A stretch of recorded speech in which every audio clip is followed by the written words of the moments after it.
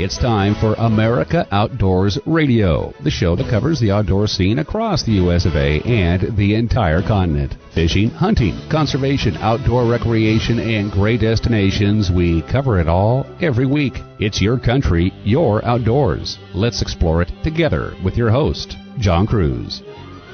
Welcome aboard. Spring training is kicking off in Arizona and Florida this month, and I always like to watch one of my favorite movies at this time of year, The Natural, with Robert Redford, about a rookie who is way past his prime, who breaks into the majors and has an incredible season. One such person that is similar in my mind is Ichiro Suzuki. He's 45 years old now, and he is trying out again for a spot with the Seattle Mariners. He was a beloved fixture with this team from 2001 and 2012 when he was traded to the New York Yankees. After playing there for a couple of years, he went south to play in Miami, and then came back to his fan base in Seattle, where he played for the Mariners for a few games last spring. Ichiro is a class act. I hope he makes the roster this year, but whether he does or not, he's a true baseball legend who's going to find himself in the Hall of Fame in Cooperstown. And you know, this sort of thing is not just for baseball. In other sports,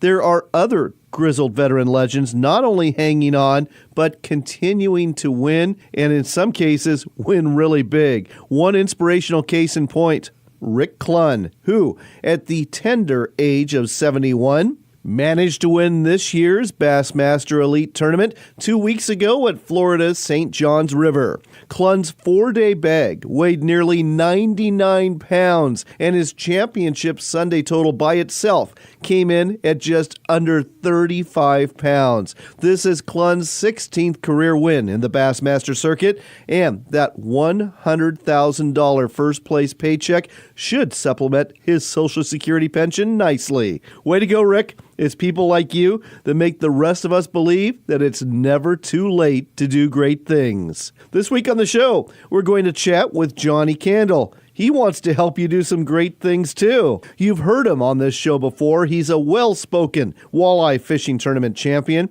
a fishing guide, and an educator who offers on-the-water schools to help you improve your walleye fishing game. Johnny's got 3 of these schools coming up this year in Minnesota, North Dakota, and Washington State, and he'll tell you more about them in just a few minutes. Speaking of Minnesota, one of the prettiest places you'll find in the nation is in the northern part of that state near Ely. It's called the Boundary Waters Canoe Area Wilderness, and most folks explore this watery region by canoe during the summer months. Not Natalie Krabs, though. Nope, this senior editor for Outdoor Life is going to join us to tell you about her winter trip to these frozen lakes, the ice fishing, and camping that she enjoyed while she was there. She's also going to tell you about the threat of mines to these pristine waters, something that is very concerning.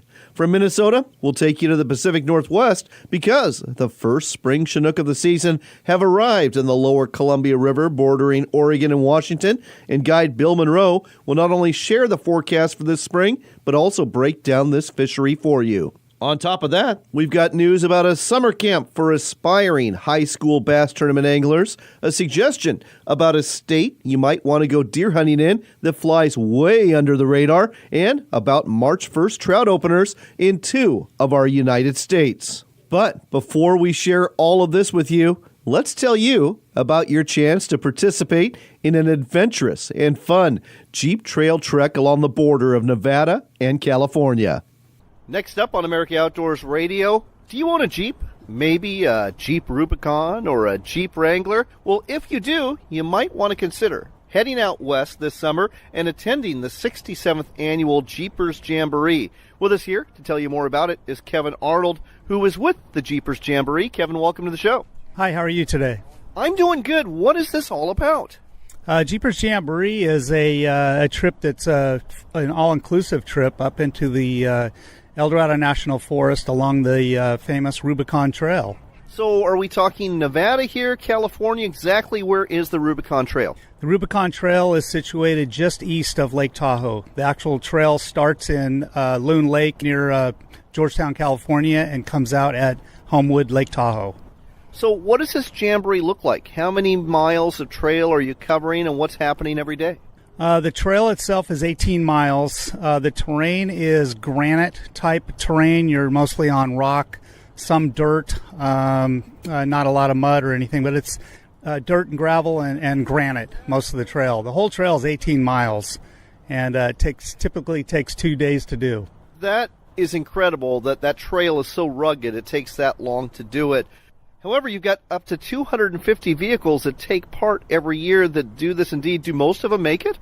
Absolutely. Our motto is we don't leave anybody behind. We have 43 trail guides along the trail. At the 250 vehicle ratio, we figured that we could get everybody in before dark and at a safe pace. We're not really pushing everybody, but we don't want to be jeeping at night. So we get everybody into camp and have 3 squares of food every day, and that's what it's all about. The dates are July 25th through the 28th for the 4-day Jeepers Jamboree, and then there's a 3-day Jeepers Jamboree, July 26th through the 28th. So where does everybody meet, and what does a daily schedule look like? So everybody meets in Georgetown, California. Our main office is there, and that's where you'll get your packets, your lunch, all your wristbands and info that you need. Then you drive from Georgetown to the trailhead, which is about 35 miles to the trailhead. Then you lock in the hubs, get your sunscreen on, and get ready for a wonderful day on the trail. I mean, obviously there's a lot of technical stuff you're going on over on the trail, but I'm guessing this is some pretty beautiful country, too. It is. It borders Desolation Wilderness. The Pacific Crest Trail actually runs along a section of the trail on its way to Tahoe. And if you could just imagine granite and forest, El Dorado National Forest, it's beautiful. Every night you roll into camp and somebody's cooking dinner. I'm guessing we're talking burgers, brats, or what? Actually, we have the American Legion Post 119 is our volunteer cook staff, and this is a fundraiser for them. So we pay them to take care of our participants. And our Saturday night dinner is a Mountain Man feast, and it's a 12-ounce ribeye steak, corn on the cob, salad. Daily lunches range from hamburgers, pastrami sandwiches, and then our trail lunches are usually a hot lunch too. We'll do a pulled pork or pulled beef sandwich on Sunday going out. So, and then of course get pancakes and everything for breakfast. So it's a hot meal. It's a really good meal actually. It sounds absolutely fantastic. So, got to ask, in the evenings, campfires, maybe some musical entertainment too, storytelling?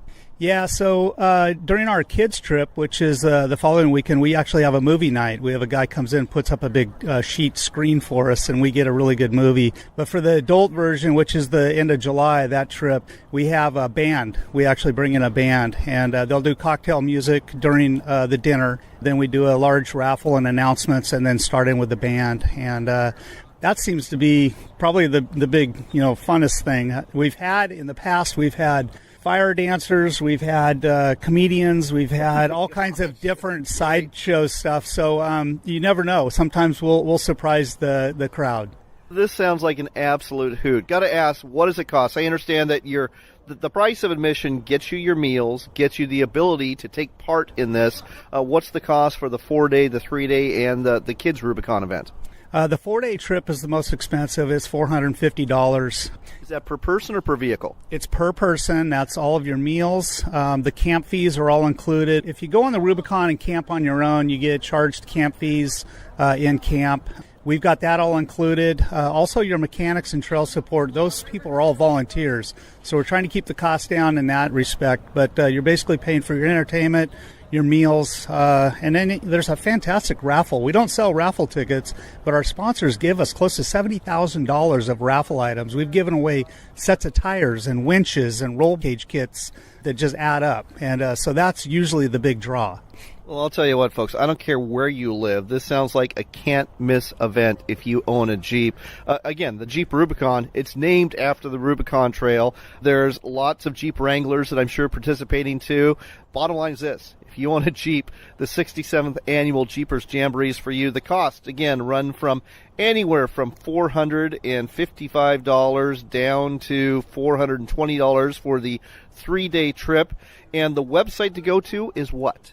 www.jeepersjamboree.com. That's JeepersJamboree.com. JeepersJamboree.com. If you've got a Jeep, sounds like you don't want to miss this fun adventure along the border of California and Nevada. Thanks, Kevin. Thank you very much.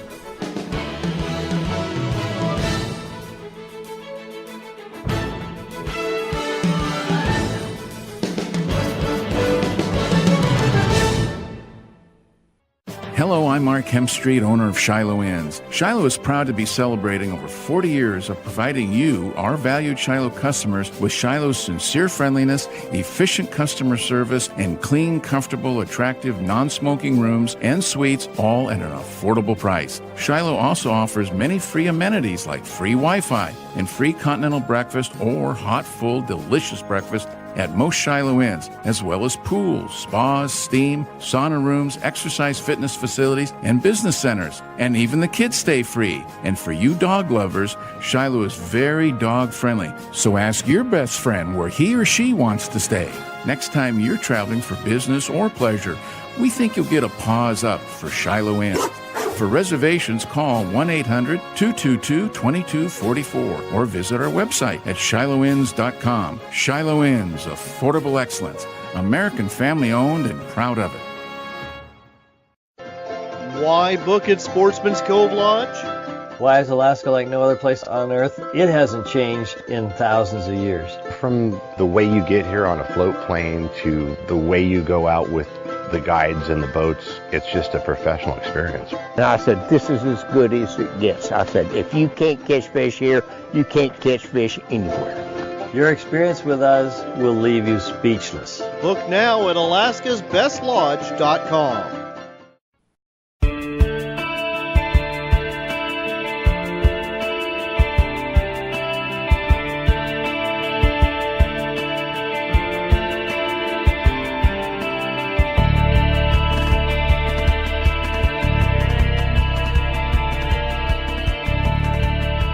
Welcome back to America Outdoors Radio. I'm John Cruz. Our next stop today is in northern Minnesota. That's where you're going to find one of the most beautiful and pristine areas of our country, the Boundary Waters Canoe Area Wilderness. Natalie Krebs, a senior editor for Outdoor Life magazine, was exploring up there, and she did so during a time of year when most people don't explore up there. Natalie, welcome to the show. Hey, John. Thanks for having me. So I've been to Ely, Minnesota before, and I've been there during the summer, and the town is full of cars and vans and trucks with canoes strapped on top for all those folks that are going to be canoeing the Boundary Waters. But you did it very differently. You went during the winter. What possessed you to visit the Boundary Waters in the dead of winter, and what did that journey look like? That is an excellent question. So I went in March, and it was a snowshoeing ice fishing trip. And so kind of the idea behind this story that I did for Outdoor Life was everybody goes canoeing in the summer. It's the most popular wilderness area in all of North America. And so you can run into people there. But me and my editor, we wanted to try and go and really experience the wilderness as best we could with fewer people, which means going in the winter. And also it's still a beautiful place. There's still lots to do, lots of fishing. So I ended up going in. It was in March. So it wasn't the worst possible time I could go in, but there was still a couple feet of snow and, single degree temperatures at night. So were you snowshoeing or cross-country skiing, and what did your overnight accommodations look like? Sure. So we trekked in with pulks, which was a new word for me. It's basically like a gear sled that you strap on with a chest harness. So I went in with three other guys, and we had three pulks, and we all had backpacking backpacks. And so on the way in, we didn't actually have to use snowshoes until we hit like the last portage on a lake where we were going off trail and hitting really deep snow.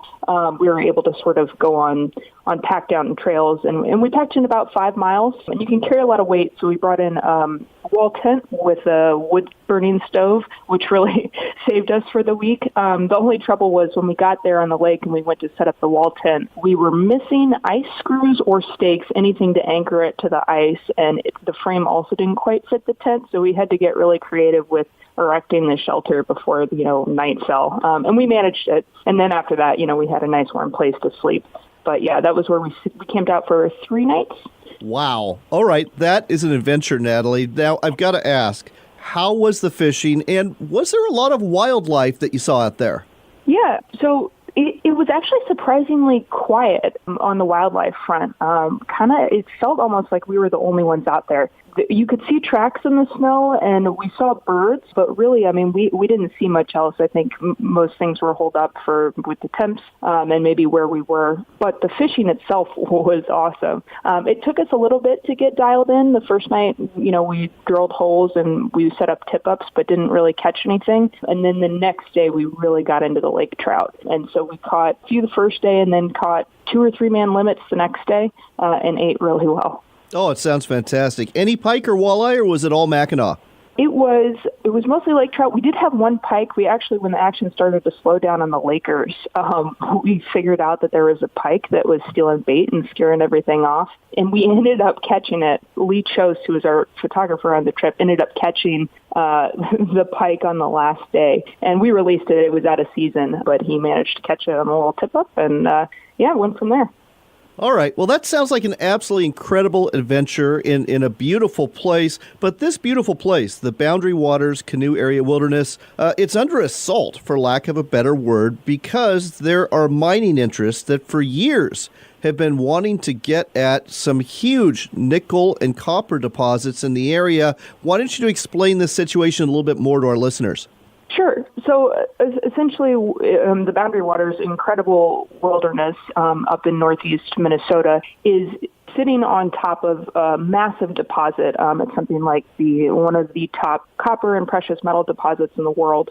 And you can't, there's no mining that's allowed in the wilderness anywhere. That's all off limits. But within that same watershed is the Superior National Forest adjacent to the wilderness. And there are mining leases available there. And so Twin Metals, which is a Minnesota-based mining company, which is actually owned by a Chilean mining company, wants to get a hold of those leases, start mining there. And that whole process is very long and it's ongoing. There's a lot of red tape. But kind of at the end of the day, what it comes down to for hunters and anglers and anybody who enjoys the wilderness is that mining within the same watershed as the Boundary Waters is a very, very tricky issue. Mining proponents believe that they can control any sort of environmental risks, that they, would not impact the Boundary Waters. And also Voyageurs National Park and Quetico Provincial Park, which are in Canada right across the border, are still also, parts of them are in the same watershed. So there's a lot of pristine hunting and fishing wilderness that could potentially be affected by this. So you've got a traditional mining town of Ely and the surrounding areas that are looking at this mine as, something that would bring jobs back to the area and really help revitalize the town. And you have folks who really don't want to risk a wilderness that we can't replace. And, the mining interests are going to tell you, nothing's going to go wrong. We've got safeguards in place. But I'm thinking back to just a few years ago when a watershed in Colorado and New Mexico was flooded with all sorts of mining deposits from an accident that happened during an Environmental Protection Agency cleanup at a mine. And that was devastating to the waterway there. You have the same issue with the Pebble Mine up in Alaska and the potential concerns about mine deposits and trailings and pollution going into Bristol Bay. And again, it would just take one catastrophe to literally ruin the Boundary Waters, wouldn't it? Yeah, absolutely. And, and the thing mining proponents would say is that, well, that's apples to oranges. These mines aren't all the same, that sort of thing. But at the end of the day, this type of mining, this is a new type of deposit. It's a unique location and unique techniques would be used to recover these deposits. And you can't control for everything like that. And that's what concerns, Boundary Waters advocates. So conservationists have been fighting this battle for a while. There's not currently a public comment period open, though they do seem to come open from time to time regarding this issue. If people have feelings about this, especially if they want to protect the Boundary Waters, what can they do at this point? So the last public comment period that I know of closed a couple weeks ago, but in the meantime, what you should do if you're interested is to contact your local congressmen and women. You can contact Minnesota. You can use your voice as a public citizen and, speak up for the wilderness that you own, that everybody owns as a citizen of the U.S. And then also just keep your eye out for future petitions or public comment periods to weigh in on. And there are a whole bunch of nonprofit organizations and conservation organizations that you can track or even join if you are concerned about this issue. This is one of the most special places in North America, the Boundary Waters Canoe Area Wilderness. We do want it protected, not only for folks to recreate in the summer, but for slightly crazy people like Natalie to go and visit in the winter. Circling back to your article, is it in this quarter's edition of Outdoor Life magazine? Yep, it's in our winter 2019 issue, which is currently on newsstands. It's got a picture of a bull moose on the cover. So, Outdoor Life, pick up the latest copy. Check out this article by Natalie Krebs. I think you are going to enjoy it. And Natalie, thanks for joining us today on America Outdoors Radio and laying all of this out for our listeners. Yeah, thanks so much for having me, John.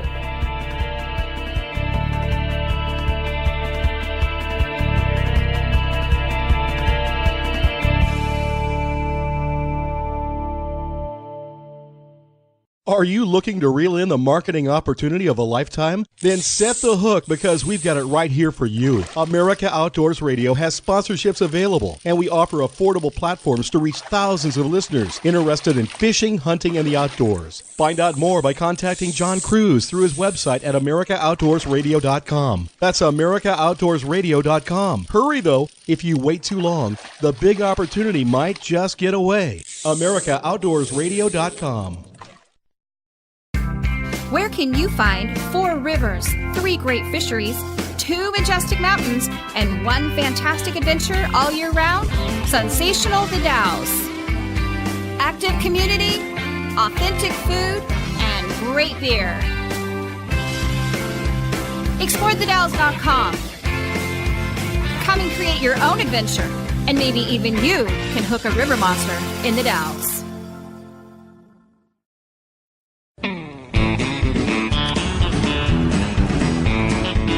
I'm gonna jig me up a walleye from the bottom of the lake, and I'm not gonna tell you what I use for bait. I'm a jigger.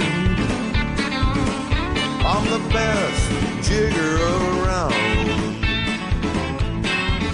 I'm gonna jig me up a walleye right now. Next up on America Outdoors Radio, I've got a question for you. Do you want to be a better walleye angler? If you do, I've got just the person who can help. His name is Johnny Candle. He is a past Master Walleye Tournament champion, and he's also a guy that fishes for walleye just about every day when he's not teaching other folks how to do it. Johnny, great to have you on the show again. Always good to be here. So, Johnny, we're talking at one of the many sportsman shows that you attend around the nation, and this year you are promoting 3 different schools you are offering. Now, we'll talk about the locations in a minute, but first off, let's talk about these walleye schools you offer. What happens? Yeah, it's a pretty neat story. You start out in your tournament promotional career doing seminars. They're usually 1 hour long, and you do a bunch of those around the country. They're a lot of fun. I'm still doing them here at the Pacific Northwest Sports Show in Oregon. That led to an 8-hour classroom walleye school I teach called Walleye University. I did those for 17 years, and I still do them from time to time now. But I found that anglers wanted even more. And brainstormed for a while, talked to some other individuals, some other teachers, not so much fishermen, and said, how can I do this? And they said, you have to make it hands-on. You have to get them in a boat and take them fishing. I said, wow, I can do that as a guide for 2 or 3 people at a time, but I can't have a class. Or can you? So we brainstormed and figured out a way that we have classroom sessions in a facility adjacent to some water where people can dock their boats in a marina, go from the classroom to your boat with an instructor out on the water, and put to use what you just learned in the classroom. Now, these places are hard to find. Not every hotel or resort or lodge around the country has a classroom and meals and a marina right next to some great walleye fishing. But I found a few across the country and been doing them a couple years now, and they're very, very popular. So they're 3-day events. Lots of folks are coming, and a lot of learning's taking place. You know, I love it. And actually, what you're doing really takes me back to my days in the military. When you learn any task, explanation, demonstration, practical application. And folks, if you do it that way, it sticks. So I love the way you're doing this. This sounds great. The price point you offer for 3 days of instruction is also pretty darn good. Yeah, they're the same. I found several resorts, and we've made the pricing the same across the country. $695, so you're under $700. That includes all your lodging, all your meals. It includes your bait for the weekend. It includes ice for the weekend. It includes your slip at the marina and the instruction. If you sit down at any of the resorts that we hold these schools at and add it up, it's probably about the same price as you would pay without the school. We do them in the fall because that's a slower time for the resorts. It's also a great time to be on the water learning because there's not as many anglers. We don't have boats in the way. We don't have to fight crowds at boat ramps. So it works out really well that way. All right. Now that we have everyone salivating about attending these seminars, let's let them know when and where they're taking place. So the first school is September 19th through the 22nd in Devils Lake, North Dakota at Woodland Resort, woodlandresort.com to get information on that school.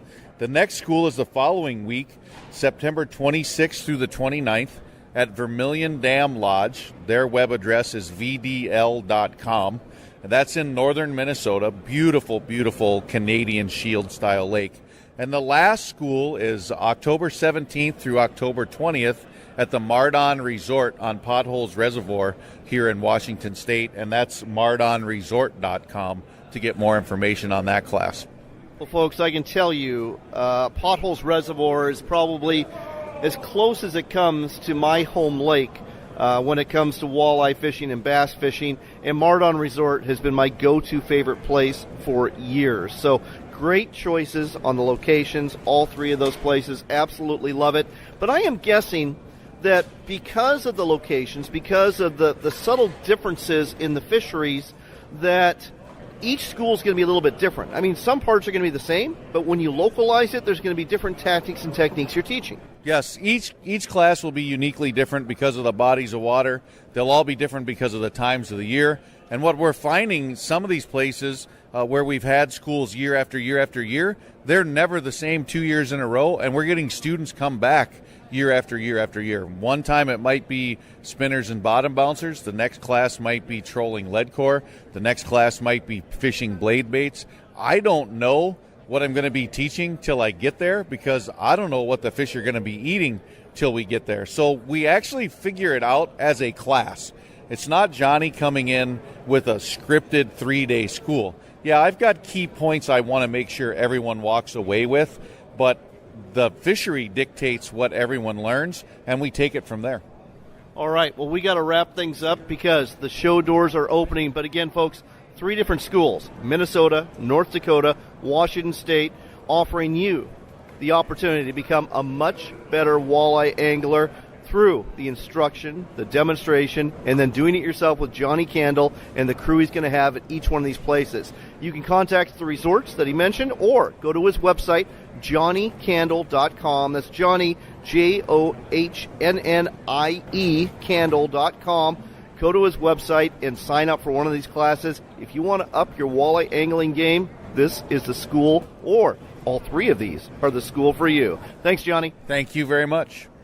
Okay, so now you know all about Walleye School. Let's talk about Bass School, specifically a summer camp for high school kids who want to learn how to be tournament anglers and their parents or coaches. It's the Costa FLW High School Fishing Camp. It's going to be held again this year at Murray State University in Kentucky, and there's going to be daily activities on the shores of Kentucky Lake, one of the best bass fishing lakes in the nation. So adults have the option to just drop off the students, or they can stay and participate in special panel discussions that are aimed just for them. The camp itself is amazing. It starts Wednesday, July 24th, concludes Friday the 26th I looked at last year's schedule, and you learn not just how to be a tournament angler and a better bass fisherman or fisherwoman, but you also learn all sorts of other things. Ethics and etiquette when it comes to tournament angling, how to give an interview, how to market yourself for sponsors and others to get on pro staffs. I mean, this is all-encompassing.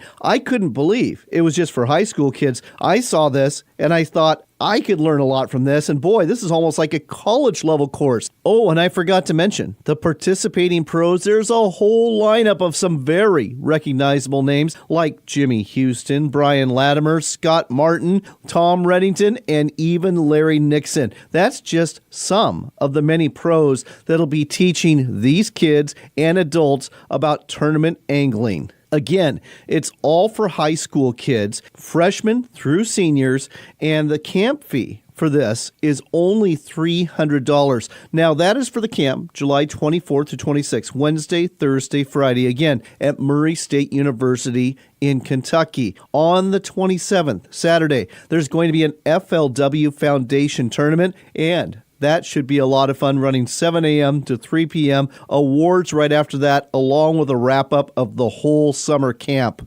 Wow, I sure wish they had that when I was a kid. I would have been all over it. One more time, the Costa FLW High School Fishing Camp. The location again, Murray State University and Kentucky Lake in the state of Kentucky. The dates, July 24th through the 26th for the camp and July 27th for the tournament, which has an additional $200 entry fee. Just Google FLW High School Fishing Camp for more information, and registration is open now. You probably should do it sooner than later because space is limited. All right, let's go ahead and wrap things up the way that we started this segment, with a little music from John Kurkowski about jigging up some walleye. What I use for bait, I'm a jigger. I'm the best jigger around. I'm gonna jig, jig me up a walleye right now. I don't tell no fishing stories, for what I say is fact.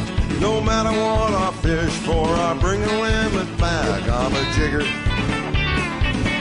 I'm the best jigger around.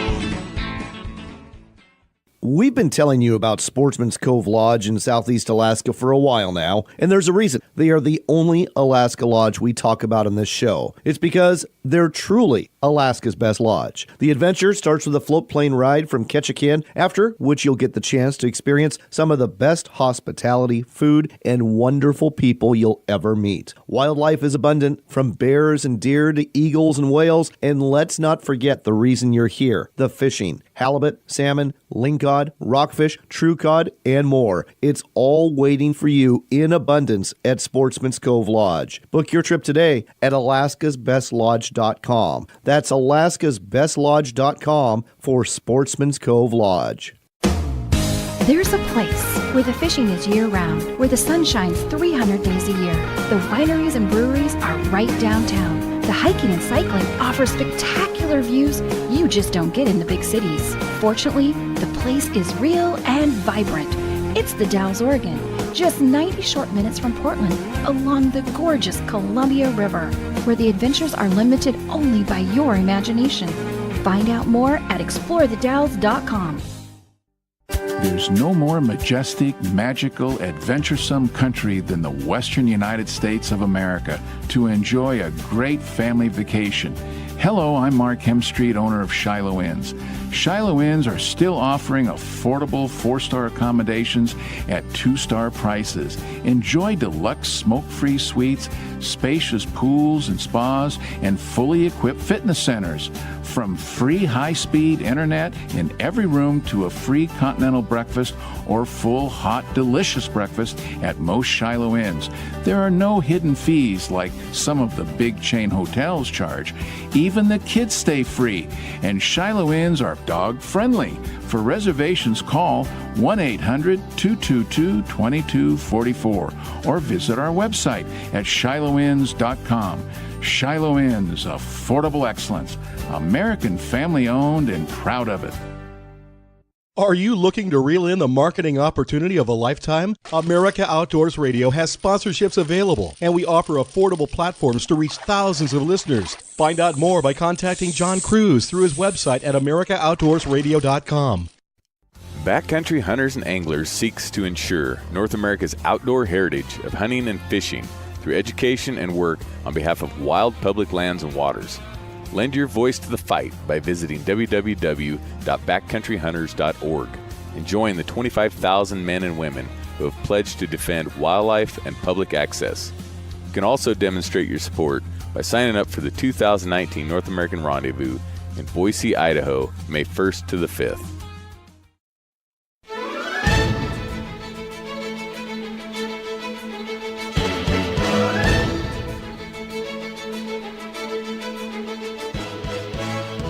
You're back with America Outdoors Radio. I'm John Cruz, and we've got some outdoors news for you. We're going to start off with deer hunting, one state that has never crossed my mind before as a deer hunting destination is the state of Maryland. But looking over harvest reports published in the Outdoors News Daily, I may have to rethink that. According to the Maryland Department of Natural Resources, deer hunters harvested 77,382 deer during the combined archery, firearms, and muzzleloader seasons from September through January. That included nearly 27,000 white-tailed bucks and over 1,800 Sika deer.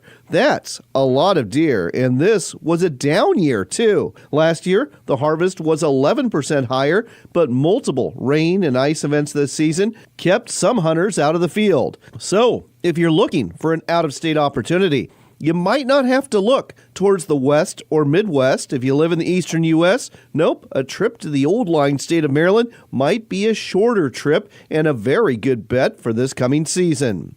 Turning to fishing, March 1st is a big day for trout anglers in a couple of our United States because it marks openers for trout fishing. This includes 4 trout parks in Missouri. They are Bennett Spring, Montauk, and Roaring River State Parks, as well as Merrimack Spring Park. In Washington State, 2 chains of lakes open up on the east side of the state for stocked rainbow trout fishing. This includes the Tucannon Lakes in southeast Washington and the Quincy Lakes in central Washington. Both are popular destinations for Seattle and Tacoma area anglers looking for some sunshine at a time of year that's usually cold and damp west of the Cascade Mountain Range. However, those Washington State anglers should be forewarned that snowstorm that hit the entire state a couple of weeks ago left a bunch of the white stuff on the ground, and it's uncertain whether those lakes will be frozen or ice-free for the opener. Next up, we're taking you to the Rose City, Portland, Oregon. That's where Bill Monroe, the owner of Bill Monroe Outdoors, is going to be fishing for spring Chinook this March in the Willamette and Columbia Rivers. Bill, great to have you on the show. Thanks, John. I appreciate it. Let's talk a little bit about this fishery, the Willamette, the Lower Columbia below Bonneville Dam. How's it shaping up? I've heard some not really good things about numbers this spring. So that's the unfortunate part. The unfortunate part is, the reality is, let's just come down to it, is that we are going to have a little slight reduction in the spring Chinook forecasted numbers for the Willamette and Columbia Rivers below Bonneville Dam. Remember, we're trying to save those upriver fish, which are the spring Chinook from like the Snake River or anything above Bonneville, basically. So our lower river fishery will be constrained again. I've not seen the Columbia River fishery. We may not be able to get that first week of April. We'll see. The Willamette, however, is going to be a fairly good option. It's always a 24/7, 365 fishery. It's been that way for a while. I think we're going to get that again this year. It may be a little slow at first because we haven't had any crazy water events, but we did see our first spring Chinook 2 weeks earlier than usual. Caught our first Willamette spring Chinook actually February 4th. So that's actually a good sign. So let's talk about realistic chances of catching a Chinook going fishing in the month of March. Because most people, they equate Chinook fishing with April-May time frame, I think. You know, is March an option to go out there and have a reasonable chance of coming back with a nice Chinook? You bet. And that's how I like to fish it. March, does provide a lot more opportunity than most people think, because they're like, oh, it's early, you're going to put in at least 8 hours per fish or something like that. Some people put in 20 hours to get their first fish. You're not selling it, Bill. You're not selling it. I know. But the whole thing is that you go out there, spring Chinook, you get one per person this year per day. It's worth it. Those springers are worth every ounce that you put into them. I fish in the lower river. I like to fish primarily below St. Helens, and I like to fish all the way down. And I'm not going to say I don't, but I do pretty good. I try to limit every day. The first 2 weekends of March, sure, that's going to be tough. But the last half of March is actually fairly consistent for me, and that's how I like it.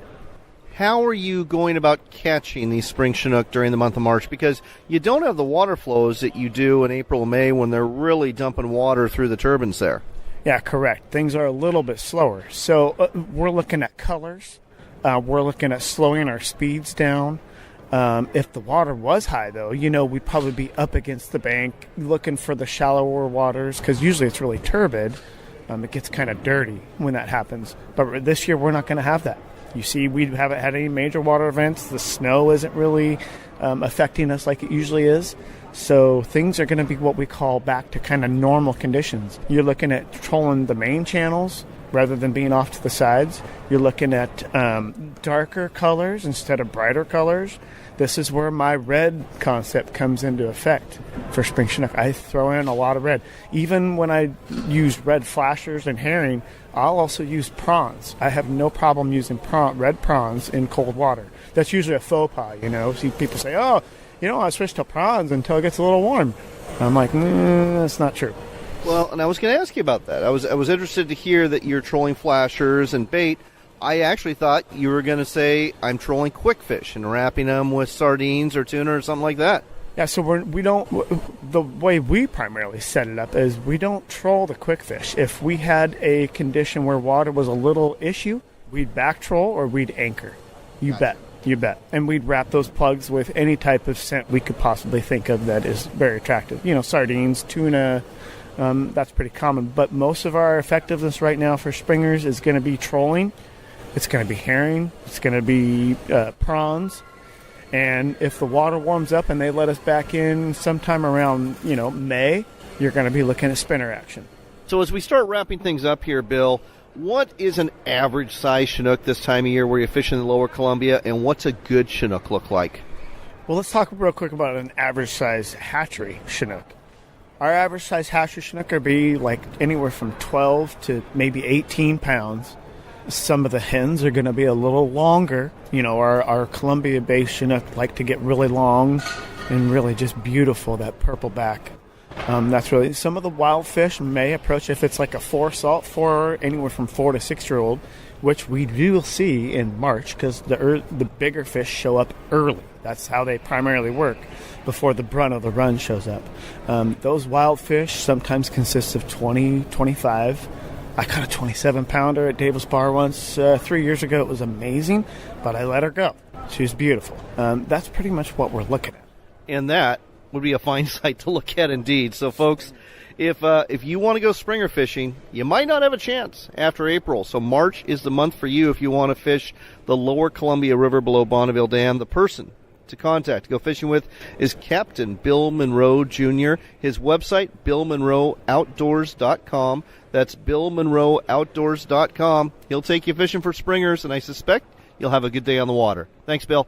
Thanks, John. Appreciate it. Bill is a great guy to talk to. We've got to start wrapping things up, but I'd like to tell you about a couple of things I'm doing in the next week or so. First off, I'm exhibiting at the Wenatchee Valley Sportsman Show in Central Washington through Sunday the 24th. We're at the Town Toyota Center in Wenatchee. I hope you'll drop by our booth and sign up for a chance to win the $100 gift certificate we are giving away from Max Lure Company. We might even throw in a camp stove with Camp Chef for that, too. I'm also proud to announce I'll be serving as the Master of Ceremonies again for the Wenatchee Valley Sportsmen's Association's annual game feed. This usually sells out, but if you Google Wenatchee Valley Sportsmen's Association, you might be able to get a last-minute ticket, and oh boy, the food is good. I also want to put in one more plug for the Saltwater Sportsman Show. It's taking place this weekend, Saturday and Sunday, at the State Fairgrounds in Salem, Oregon. We've already told you about this show that's all about saltwater fishing off the Northwest Pacific coastline, but what we didn't tell you about were the raffles and the auctions. That's right. We told you about the seminars. We told you about the exhibitors, but there's raffles and auctions too. Proceeds are going to the nonprofit organization putting together this event, and I hope you'll be able to attend. Again, it's the Saltwater Sportsman Show taking place this weekend at the State Fairgrounds in Salem, Oregon. Couple of other notes. I hope that you'll follow us on Facebook at America Outdoors Radio and like our page too. And while you're online, you can always catch us at talkamericaradio.us every Saturday morning from 6 to 7 a.m. It is the new voice of conservative talk radio, and we are thrilled to be part of their lineup every week. If that doesn't work for you, you can listen on demand. Just subscribe to America Outdoors Radio on Stitcher or Podbean. I do hope you are blessed in the days ahead, and I hope that some sunshine comes out, melts some of that snow that a lot of us are dealing with, and that when that happens, you'll be able to get out for some fishing, some shed antler hunting, and maybe even start planning some early turkey hunts. Remember, it's your country and you're outdoors, so get out there and enjoy it.